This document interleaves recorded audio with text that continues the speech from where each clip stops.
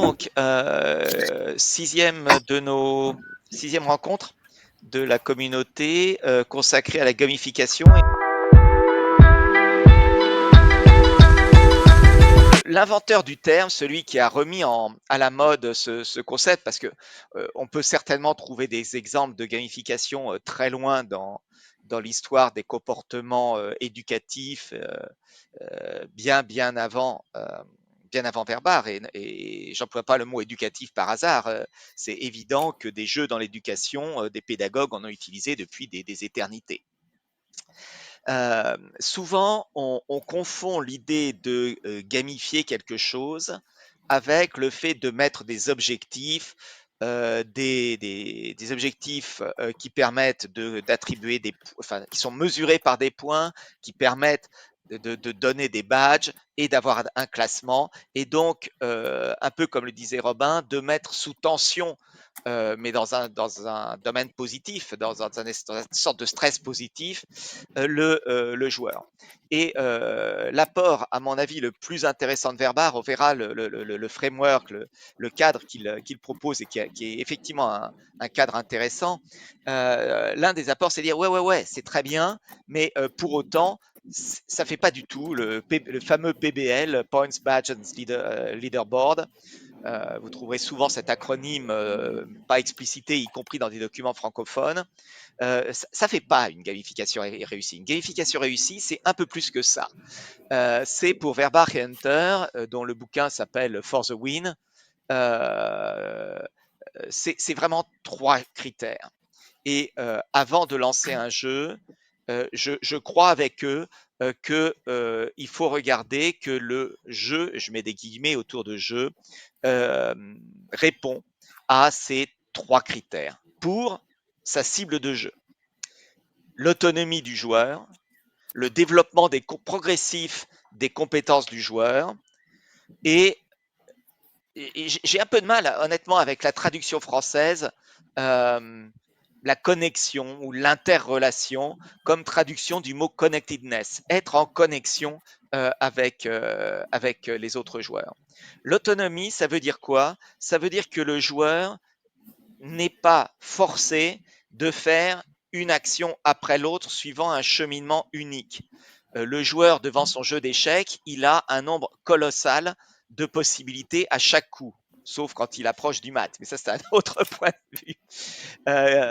Un jeu dans le domaine du serious game ou dans le domaine de la gamification en vue d'une appropriation de connaissances ou de l'acquisition de comportements, la personne doit avoir le choix. Pensez aux jeux vidéo. Dans un jeu vidéo, vous avez la possibilité d'explorer différents cheminements. Vous n'avez pas qu'une seule route avec un ennemi qui vous tombe dessus systématiquement de la même manière. La plupart des grands jeux classiques sont des jeux dans lesquels on peut partir dans différentes directions, à telle enseigne que certains jeux sont même purement des jeux d'exploration et sont ont été extrêmement et sont extrêmement joués et ont beaucoup de succès. L'un des premiers à avoir imaginé ça, ça a été Myst il y a une trentaine d'années maintenant, et maintenant le monde en est plein. La deuxième dimension que j'ai appelée que j'ai retraduit avec la notion de compétence, c'est l'idée qu'on part en ne sachant pas grand-chose et que on peut jouer en ne sachant pas grand-chose. On ne va pas se faire rétamer par le boss dans les 5 premières secondes dans le jeu. On va développer progressivement les compétences qui vont nous permettre de faire des choses de plus en plus difficiles dans le jeu. Donc là encore, c'est évident si vous avez joué à un jeu. C'est aussi probablement assez évident si vous n'avez jamais joué à un jeu au sens business et serious game du terme. Si vous affrontez un grand maître aux échecs la première fois que vous jouez et qu'il vous réduit en poussière au 3e coup, vous n'allez probablement pas vous passionner pour les échecs, sauf si vous avez la tournure d'esprit qui va avec ça. La 3e dimension auquel Verbach et Hunter insistent, sur laquelle ils insistent, c'est qu'on joue pas un bon jeu en milieu d'entreprise, entreprise pris au sens large, c'est un jeu dans lequel on ne joue pas seul. C'est un jeu dans lequel on se compare à ses camarades, dans lequel on peut avoir un combat, entre guillemets, une compétition plutôt, avec quelqu'un d'autre de son équipe ou toute l'équipe avec d'autres équipes. Bref, c'est un jeu dans lequel on a une dimension de relations sociales. Tiens, tu sais, j'ai joué, j'ai avancé. Tiens, t'as pas joué, mais tu sais, cette semaine, il y avait une nouveauté, elle était intéressante. Le, pour fabriquer un jeu from scratch, à partir de rien, qui répond à ces trois objectifs, Verbar et Hunter proposent dans leur ouvrage un processus, le framework à 6 étapes que vous voyez là. Le premier, c'est définir l'objectif du jeu. Et sur le slide suivant, vous verrez que je prends un tout petit pas de recul, à la fois pour être totalement d'accord, mais pour positionner ce framework au bon moment dans la conduite du changement. Première des choses, c'est définir l'objectif. Que souhaitez-vous réaliser à travers la gamification? Quel est l'objectif concret que vous lui donnez? Vous ne pouvez pas espérer que l'ensemble des objectifs de la transformation soient supportés par la gamification. Est-ce que c'est des changements comportementaux sur tel ou tel aspect des comportements? Est-ce que c'est l'appropriation de telle ou telle connaissance? Qu'est-ce que vous cherchez à obtenir? Est-ce que c'est à l'inverse, justement, la connectedness, cette interrelation qui est votre objectif parce que vous avez besoin de créer de la relation dans l'entreprise? Donc, quel est de manière précise votre objectif pour gamifier, ludifier? Je sais pas. Le deuxième, c'est donc précisément, puisque vous avez un objectif, quels sont les comportements que vous souhaitez atteindre qui conduisent à cet objectif durant la gamification? Qu'est-ce que vous voulez que les gens fassent? Et puis, et le point 3 est pour moi quelque part le point 1, mais je comprends qu'il soit le point 3 parce que il y a un point 0 que Verbar et Hunter tiennent pour acquis, c'est quels sont les gens qui vont entrer dans le jeu, quelles sont leurs caractéristiques sociologiques. Et donc, vous me voyez venir gros comme une maison, quelles sont les parties prenantes, quels sont les personas que vous souhaitez engager. Dans une transformation lourde, vous n'allez pas forcément couvrir par votre jeu toutes les personas. Peut-être que votre jeu va pas être pertinent pour certaines personas.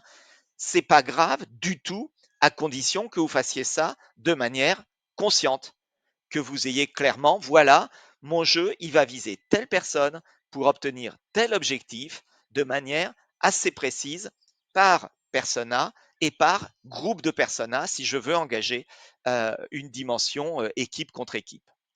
Ensuite, quatrième étape, quels sont les cycles d'activité? Je disais tout à l'heure, on acquiert progressivement des connaissances.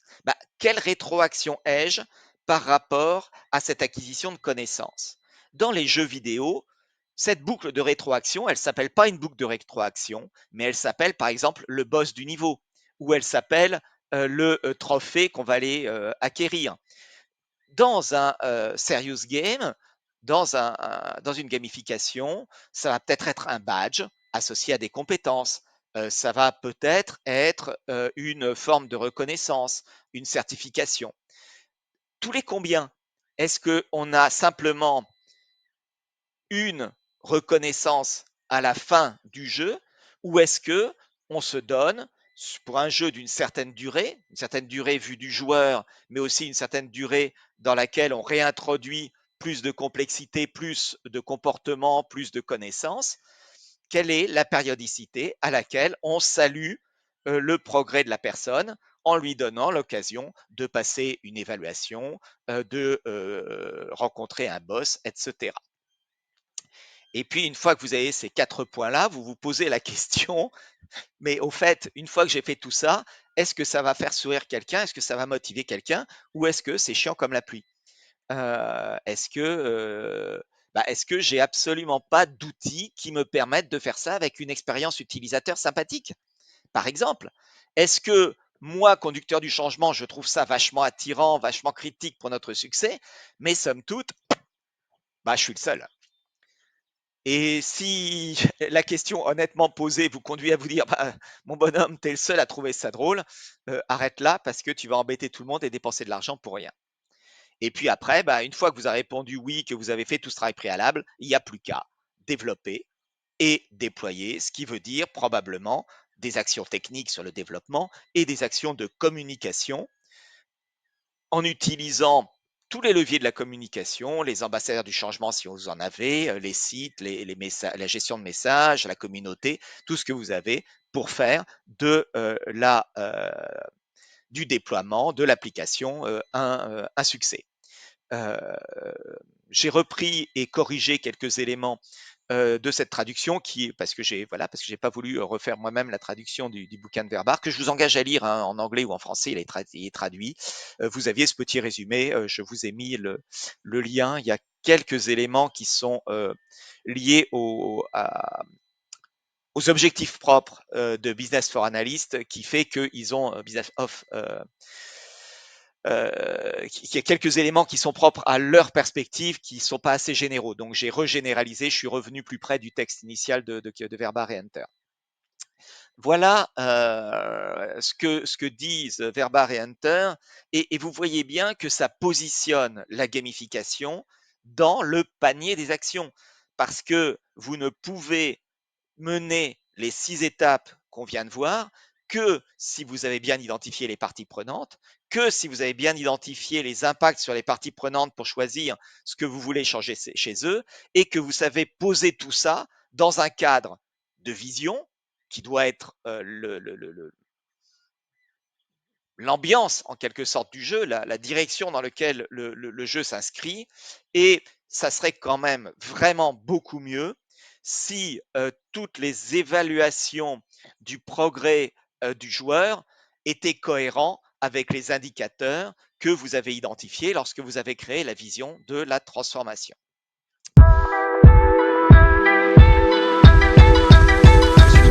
Confronté à devoir accompagner une transformation organisationnelle majeure de notre groupe, donc groupe Atos, 100 et quelques mille salariés, 72 pays à l'époque, quelque chose comme ça, avec une nouvelle organisation qui passait d'une organisation, pour faire simple, essentiellement par pays et par produit, en une organisation par industrie des clients, mais en ne perdant pas pour autant les deux autres dimensions. Donc une organisation assez complexe, et associé à ça une idée que tout collaborateur doit développer sa compétence sectorielle en plus de ses compétences techniques qui étaient son cœur de métier et de valorisation aujourd'hui.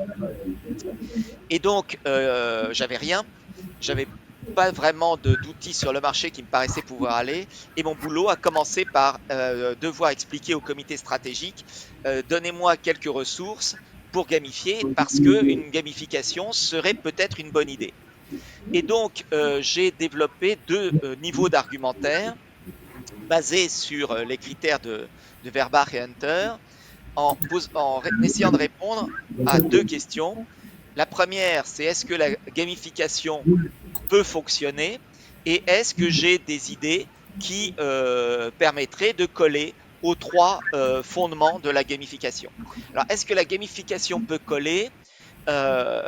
Oui, pour deux dimensions de la transformation. Elle pouvait nous aider, à mon avis, et c'est ce que j'ai fait partager, à comprendre le nouveau modèle en permettant aux joueurs d'avoir des conversations à tout niveau, entre collègues, avec leur management, et d'avoir effectivement des choix réfléchis, basés sur à la fois ce qu'ils savent au début du jeu et ce dont ils auraient besoin pour être successful dans leur activité professionnelle. Et la deuxième axe d'activité, c'est le développement non pas simplement de la compréhension du modèle, mais des compétences associées. Donc, il y a une motivation des joueurs qui est, si je comprends, si j'ai plus de compétences, je suis plus employable et je vais faire d'une meilleure qualité de travail.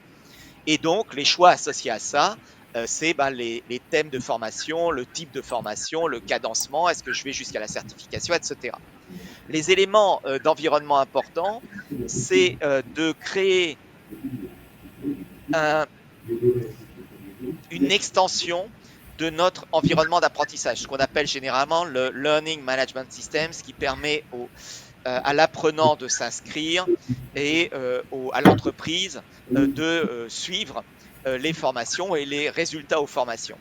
Et j'ai appelé ça LMS+, parce que l'idée était d'être cohérent et de renseigner le système de gestion des formations tout en le développant pour le rendre multi-support. Notre LMS de l'époque était uniquement sur terminal, sur PC, mais en mode Internet, incapable d'être accédé sur un smartphone ou autre, et absolument pas fun comme interface. Est-ce qu'il y avait des problèmes potentiels, des conflits avec des outils et des cadres que voudraient poser d'autres entités? Bah, a priori, on n'en savait rien, donc potentiellement des lignes de service pouvaient vouloir avoir des produits, des outils de développement de leurs collaborateurs propres dont je n'avais pas forcément la connaissance. Et l'autre point absolument classique quand on parle développement de compétences, c'est ouais, c'est bien, tu vas vouloir développer tes compétences, je t'y engage très chaudement, mais commence déjà par bosser les 23 heures par jour pour assurer le minimum de ta fiche de poste. Donc, problématique de gestion du temps, gestion des priorités, et donc inscrire ça dans la gestion probablement des performances et engager le manager pour qu'il autorise son collaborateur à passer du temps de manière limitée sur le jeu. Ensuite, pourquoi ça pouvait marcher? Pour une raison assez fondamentale qui était que il me semblait qu'on pouvait accrocher le succès des collaborateurs avec dans le jeu, avec leur succès professionnel et avec le succès global de la transformation. Avec donc les trois niveaux que vous avez vus dans mon petit diagramme, le niveau autonomie, et là ça se traduit par quoi? Ben, le choix des modules, le choix des apprentissages dans un parcours ouvert dans lequel ils peuvent chercher différents badges, différentes certifications. Cela dit, des pistes de recommandations, si tu veux aller là, on te propose plutôt de passer par là et par là parce que c'est plus intéressant. Et donc, des exemples de cheminement, des cheminements plutôt techniques, des cheminements plutôt sectoriels, des cheminements autour d'éléments importants qui étaient pour nous le lean et la customer satisfaction, sur lesquels existaient déjà des programmes et sur lesquels je voulais qu'il y ait un greffon possible de manière à avoir des leviers de déploiement. Une deuxième dimension, donc c'était la connexion, l'interrelation, la traduction qui me gêne toujours sur relatedness de Verba. Donc le progrès au sein de l'équipe, t'en es où, j'en suis où. Pourquoi pas, et j'ai pas réussi à le faire, j'expliquerai pourquoi dans un instant, l'idée d'avoir un combat, une compétition, pas un combat, une compétition équipe contre équipe, et pourquoi pas des partages d'idées si les questions étaient un peu sioux, non pas pour partager la réponse, mais pour partager la trajectoire qui permet d'aller vers la réponse ou des rebonds autour de la réponse. Et quand on parle de réponse, ben, on est assez du côté de la compétence. Et le côté compétence, bah, c'est la difficulté progressive, avoir des modules, des micro-modules de formation, des micro-vidéos, etc., d'abord simples et des questions d'abord simples puis plus complexes, des évaluations tous les, bah, de fait, quelque chose de totalement ouvert.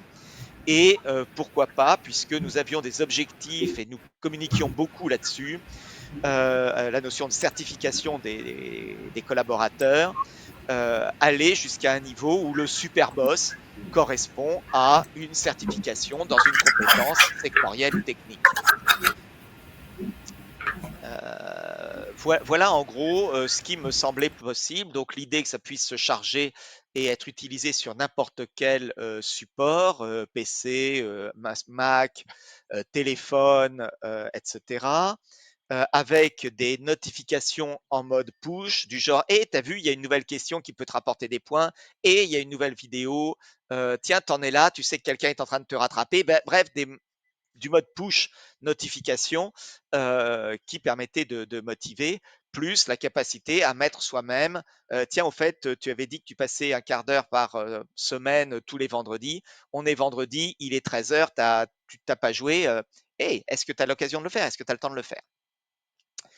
Avec des contenus de type variés, du texte, des images, des vidéos, des podcasts, un leaderboard de soi et de son équipe, le Q&A sur la transformation accessible en ligne, la capacité d'utiliser l'application pour poser des questions, et puis donc les fameuses évaluations permettant de gagner des points. Pour moi, on gagnait des points en petit nombre en suivant une formation, mais en suivant ou en suivant une vidéo, un podcast.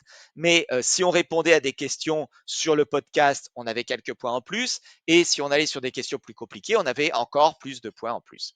Donc voilà tout ce que les types de contenu que l'application devait être capable d'afficher avec des trajectoires.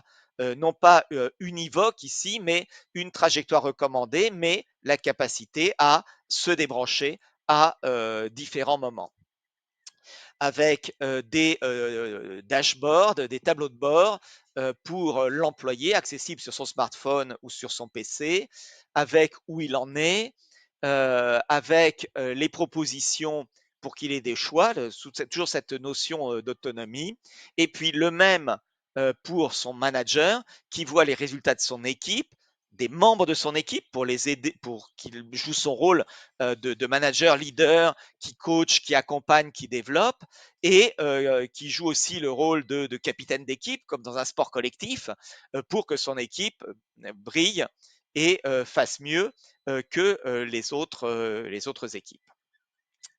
Qu'est-ce qu'on a? Ah oui, j'oubliais, faire mieux. Qu'est-ce qu'on voulait avoir dans le côté leaderboard, tableau de bord, le résultat de sa propre progression, montrer non pas en disant tu es sur les 100 000 Athosiens, le 98 750e, j'espère que ça te motive, mais juste en montrant la personne un petit peu juste au-dessus et la personne juste en dessous, pour ne pas avoir cet effet de démotivation si tu es trop loin et que tu puisses voir que effectivement tu progresses et que tu remontes.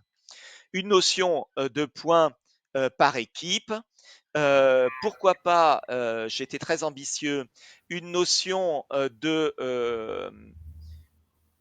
groupe qui s'auto-crée et qui dit, bah voilà, sur le cheminement pédagogique XYZ, sur le cheminement de jeu XYZ, on va devenir la communauté machin et on va se battre, entre guillemets, on va être en compétition avec une autre communauté qui s'est auto-créée. Donc une dimension sociale totalement volontaire, pas lié aux équipes organisationnelles, mais lié simplement, et quand je dis simplement, c'est pas si simple que ça, au choix d'équipes auto-gérées, auto-décidées.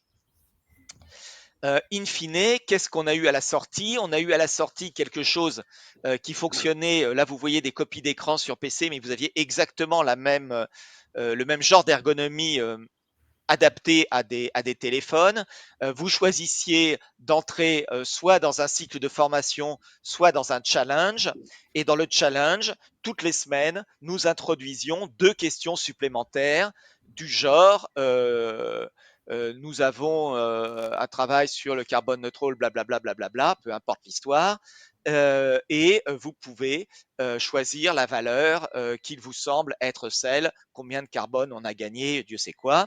Et si vous voulez en savoir plus ou si vous avez aucune idée, vous pouvez aller regarder sur l'intranet ou l'extranet de la société pour trouver des indices. Et donc l'idée était à la fois d'avoir des réponses justes ou fausses qui vous apportent des points, le droit de jouer 2 fois sur une même question, la première fois en gagnant 100 points, la deuxième en gagnant plus que 50, mais aussi et surtout le fait d'aller explorer.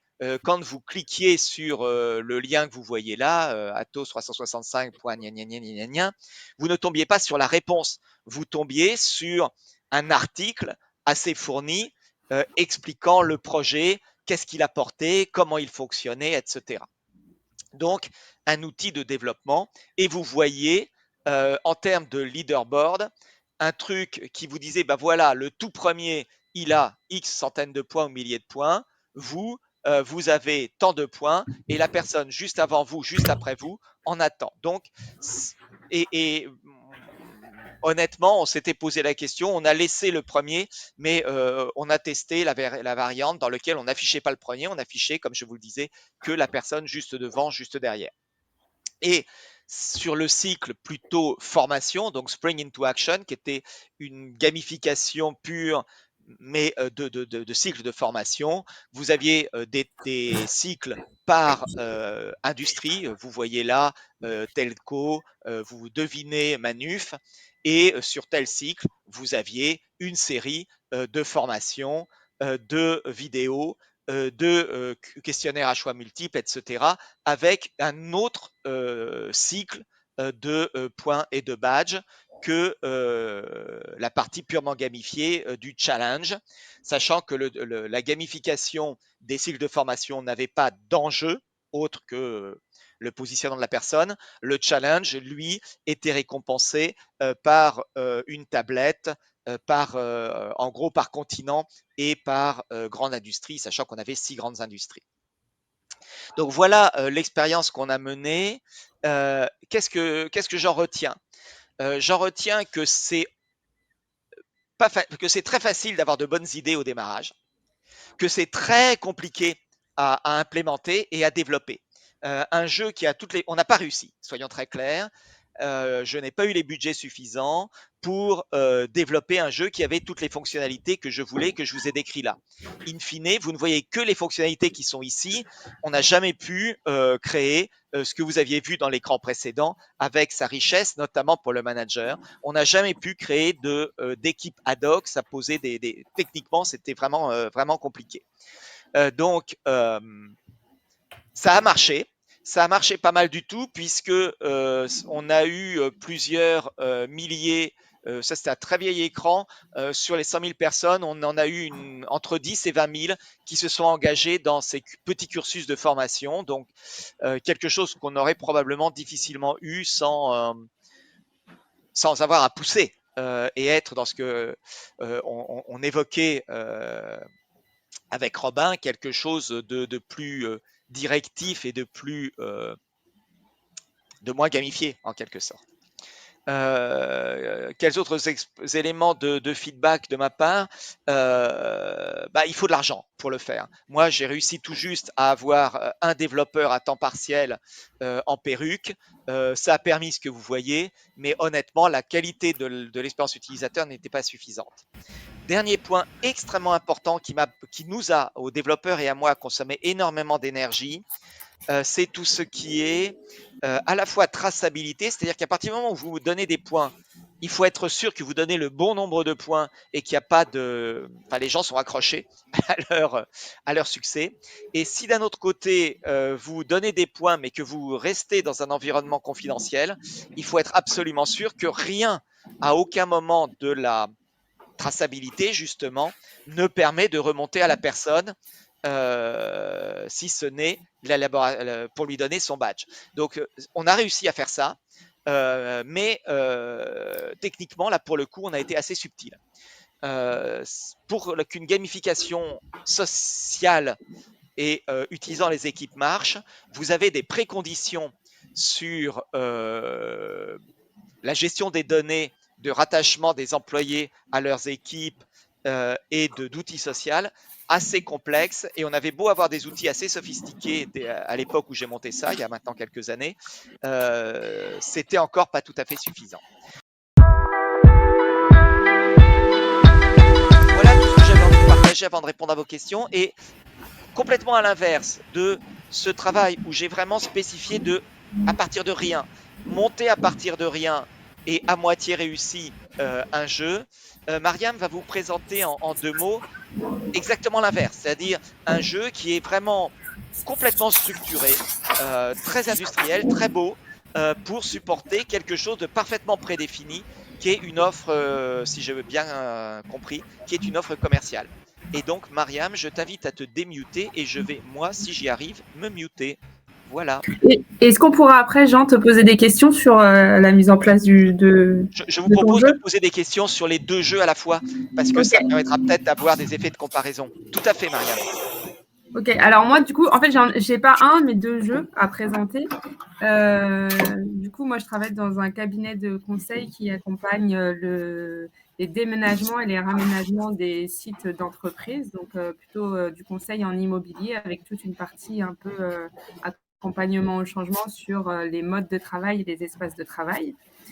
Et du coup, mon expérience de gamification, c'était plutôt donc ce premier jeu pour lequel, donc qui n'a pas été du tout construit en interne, mais sur lequel en fait on a été certifié dans mon équipe, qui est un jeu en fait pour s'acculturer au nouveau mode de travail. Donc ça a été un jeu qui a été créé aux Pays-Bas par le CFPB.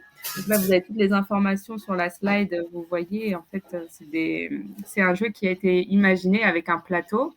Vous avez des dés, un sablier. En fait, c'est vraiment un jeu comme les jeux de société qu'on peut imaginer. Un jeu qui peut se faire en présentiel, qui peut se faire en distanciel, mais vraiment qui est pour rassembler les équipes, donc plutôt en présentiel. Et ce qui est intéressant sur ce jeu, c'est que par rapport à la conduite du changement, en fait, il peut se faire à différents moments de la conduite du changement. Que ce soit, au début comment dire, au début pour créer une vision. Donc, par exemple, dans un projet de déménagement, ça va être une phase d'alignement avec la direction pour se mettre d'accord sur les principes directeurs du projet immobilier. Mais ça peut être aussi un jeu qui peut être utilisé au moment de la co-conception, c'est-à-dire de faire participer les équipes à la construction des nouveaux espaces de travail, d'identifier leurs besoins, leurs souhaits. Et ça peut être aussi un jeu qui peut être utilisé après sur de l'appropriation, du retour d'expérience, c'est-à-dire que les personnes auront déménagé et on peut jouer avec elles à ce moment-là pour faire découvrir les nouveaux lieux de travail et puis voir quel impact ça va avoir sur leur activité. Donc, en fait, ce qui est intéressant par rapport à la conduite du changement sur ce jeu-là, c'est que tout au long du projet de conduite du changement, de la vision à l'appropriation, en fait, on va pouvoir l'utiliser. Concrètement, comment ça se passe? Il va y avoir des petites cartes qu'on va mettre en place. Chacun va avoir un pion et va évoluer en fait sur les espaces de travail. Et puis chacun va tirer sur le plateau, pardon. Chacun va tirer une carte et puis va se retrouver face à une situation. Et vraiment, le but du jeu, là, c'est d'échanger en fait avec les partenaires de jeu sur des situations qu'on peut rencontrer au travail. Si on prend concrètement le jeu, c'est souvent sur la mise en place du flex office, c'est-à-dire du travail en espace dynamique. Donc, on va amener une situation et le jeu va permettre en fait aux personnes d'échanger sur les sujets. Donc, contrairement au jeu que tu nous as présenté, Jean, c'est des jeux qui vont être plutôt collaboratifs, sur lesquels on ne va pas forcément avoir des badges, des points. Vraiment, le but du jeu, c'est d'être plutôt sur cette expérience sociale où on va échanger et ça va permettre aussi d'en sortir des livrables. En tout cas, nous, en tant que conseil sur la conduite du changement, on va pouvoir identifier, que ce soit sur la phase de vision, ça va permettre d'identifier des points sur lesquels on peut être d'accord, les points à travailler, donc pour l'alignement. Et puis, une fois que les personnes, par exemple, travaillent ensemble, ça peut être l'élaboration de règles de vie sur les espaces de travail. Donc, en fait, on peut sortir vraiment différents livrables, mais on ne va pas du tout être sur cette notion de gagner. Ça va être plutôt de la collaboration. Et du coup, j'avais mis ces 3 mots, attraction, engagement et mesure, pour montrer qu'en fait, on pouvait jouer sur plusieurs leviers. Le fait de jouer, en fait, ça permet de rendre attirant un peu le sujet. Le fait d'avoir un jeu, ça permet aussi d'engager les personnes, et c'est-à-dire de les rendre elles sont dans la co-construction et du coup, elles peuvent s'engager à ce moment-là. Et puis, ça permet aussi un peu de mesurer le changement si on est à la fin de la démarche et qu'on le fait au moment du retour d'expérience ou de l'acculturation, on peut mesurer où en sont les équipes dans l'appropriation du changement. Et donc là, c'est vraiment concernant les espaces de travail. Je ne sais pas si j'ai été très claire sur ce jeu. Vous pouvez me poser des questions. En tout cas, ça, c'était le premier jeu pour lequel on s'est fait certifier. Et du coup, la slide d'après, Jean, c'est un autre jeu que là, on a construit en interne. Donc, c'est encore un jeu qui est dans le même esprit. Et celui-là, il a été vraiment construit par l'équipe de Parella, donc la société dans laquelle je travaille. Et un peu dans le même esprit, c'est un jeu qui a été construit pour s'approprier les espaces de travail et échanger autour des règles de vie. Et ça, c'est pareil, on l'a donc là imaginé avec mon équipe et on a construit pareil un plateau de jeu un peu comme un Cluedo dans lequel on évolue en fait dans les espaces de travail. Et en fait, encore une fois, ça c'est un jeu qui est collaboratif, donc on va se déplacer on aura des cartes avec une journée de travail et chaque personnage va devoir se déplacer dans le plateau. Et encore une fois, c'est un jeu qui permet d'ouvrir la discussion et d'établir des règles de vie sur les espaces de travail. C'est-à-dire qu'on va évoluer, chacun évolue dans la journée dans des espaces. On va tirer des cartes. Voilà, on a les cartes là. Et en fait, on va avoir des situations, des mises en action. Et donc, chacun va devoir se positionner par rapport aux actions des autres. Et puis, voilà, donc c'est un jeu qui est timé. Encore une fois, il n'y a pas de gagnant. C'est vraiment l'idée d'échanger. Et puis, de la même manière, c'est un jeu qui permet en fait un peu pour la conduite du changement, de décentrer un peu les crispations, c'est-à-dire qu'on va pas aller directement attaquer ses collègues ou sur des sujets. En fait, le jeu va permettre en fait de se décentrer et de vraiment rentrer dans le jeu. Ça va permettre de libérer la parole et de faire émerger des discussions ou de régler des problèmes qui se régleraient plus difficilement si on devait mettre les personnes ensemble et les faire échanger directement sur le sujet. Voilà les 2 exemples de jeux que nous, on utilise dans la pratique quotidienne et qui me semblait intéressant de partager avec vous. Un qui donc a été développé en fait et pour lequel on s'est fait certifier, et puis un autre qu'on a développé nous en interne. Et celui-là était très intéressant pour moi aussi à partager parce que c'est vraiment quelque chose on s'est posé justement les questions que tu évoquais au début. Je ne connaissais pas Verbac, mais du coup, des questions de quel public, est-ce que les personnes vont s'amuser, quelle est la question du timing, comment on va pouvoir créer une dynamique de jeu. Et c'était très intéressant de le créer et puis après de le mettre en place et de l'animer aussi. Voilà pour mes expériences. S'il y en a qui ont des questions, il n'y a pas de souci. J'ai été rapide un peu, mais...